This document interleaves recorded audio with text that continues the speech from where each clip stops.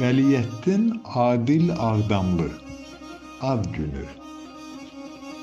6 yaşında bir qız soruşdu atasından: İnsan nə vaxt böyüyür, yaşlı olur atacan? Basıb qızın bağrına sığallayaraq başın, dedi: böyük olarsan, olsa 18 yaşım.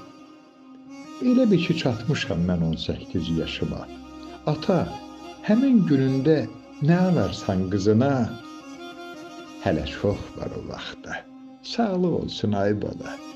Yəqin ki, bir hədiyyə atan edər adına. Nağıllarda olan tək ötdü artıq tez zaman. 18 yaşına da gəlib çatmışdı Nazan. Qəfil yayılan xəbər hamını şoka saldı.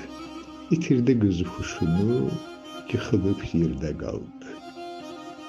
Çatdırsalar da qızı təcili tez həkimə, həkimin dediyindən işidən batdı qəmə. Sabah tamam olacaq qızın 18 yaşı, əlacı tapılmasa, olacaq onun yası. Atasını çağırıb, həkim olanı dedi. Ata həkimlə birgə keçib içəri getdi. Bir xəbər vermədilər nə qız, nə də atadan. Həriyə bir cür yazır qismətini yaradan. Əməliyyat qurtardı, qız oyanıb baxırdı.